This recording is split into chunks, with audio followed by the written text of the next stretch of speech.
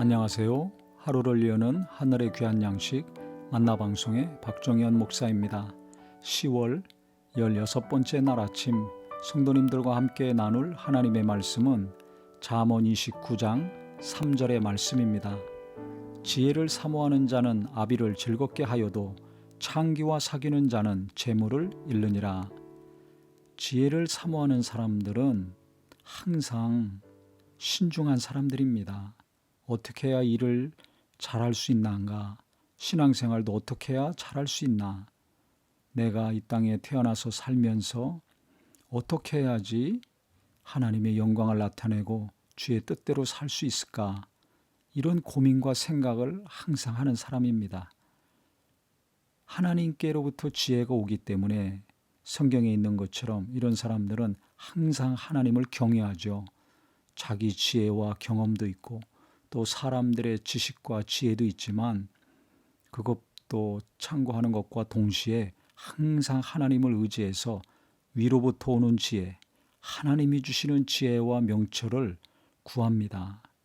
그렇기 때문에 이 지혜를 사모하는 사람들의 특징은 신중하면서 항상 공부하고 노력하는 사람들입니다.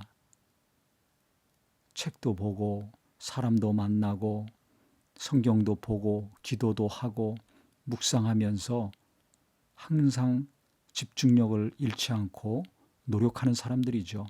끊임없이 공부하고 하나님과의 관계도 지속적으로 갖는 사람들입니다. 하나님을 경외하는 것이 지혜의 근본이고 지식의 근본이라고 성경은 말하고 있죠. 세상에서 얻는 지식이 있고 자기 경험에서 나오는 지혜가 있고 또 하나님이 주시는 완전한 지혜가 있습니다.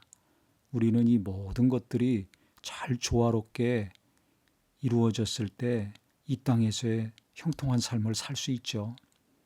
하나님의 지혜는 있는데 세상 지혜가 부족해서 어려운 경우도 있고 또 세상에서는 참 지혜롭고 똑똑한데 하나님의 지혜가 없어서 하나님의 인도하심을 잘 몰라고 잘 못 받아서 또 어려움 겪는 경우도 있습니다. 우리는 육체가 있고 영혼이 있는 것처럼 하나님의 지혜와 이 세상의 지혜의 조화와 균형을 잘 맞춰야 될 것입니다. 그렇기 때문에 항상 노력하고 공부하고 방심하지 않고 기도 가운데 말씀 가운데 하나님의 인도하심도 잘 받고 균형감을 가지고 세상의 지혜와 또 여러 가지 자기의 경험도 잘 조화를 시킬 때 부모를 기쁘게 할 뿐만 아니라 많은 사람도 기쁘게 하고 자기도 기쁜 삶을 살겠죠. 또 평소에 기도와 말씀 생활이 잘 돼서 하나님의 뜻을 분별하고 그 하나님의 인도하신 가운데 사니까 하나님도 기뻐하실 수밖에 없습니다. 그런데 창기와 사귀는 자는 재물을 잃는다고 했습니다.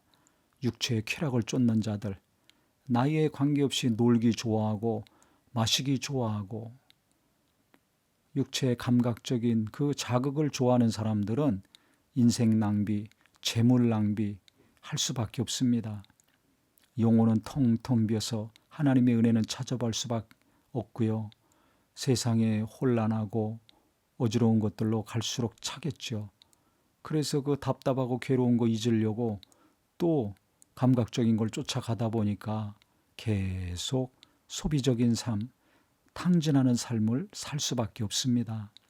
그래서 우리는 하나님도 기뻐하시고 부모님뿐만 아니라 나와 관계된 사람들도 다 기뻐하고 나도 기뻐하는 길을 가시기를 바랍니다.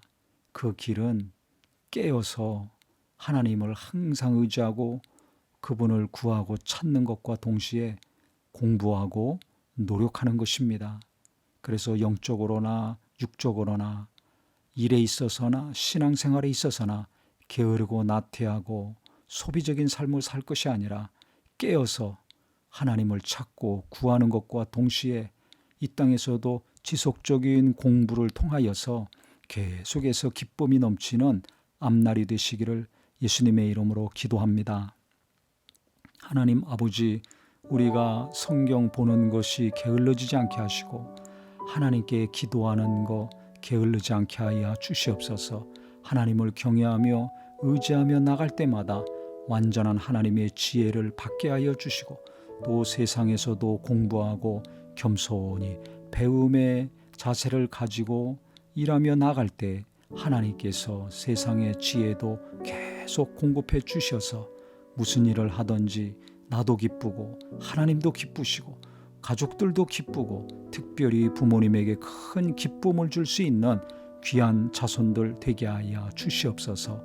예수님의 이름으로 기도합니다. 아멘.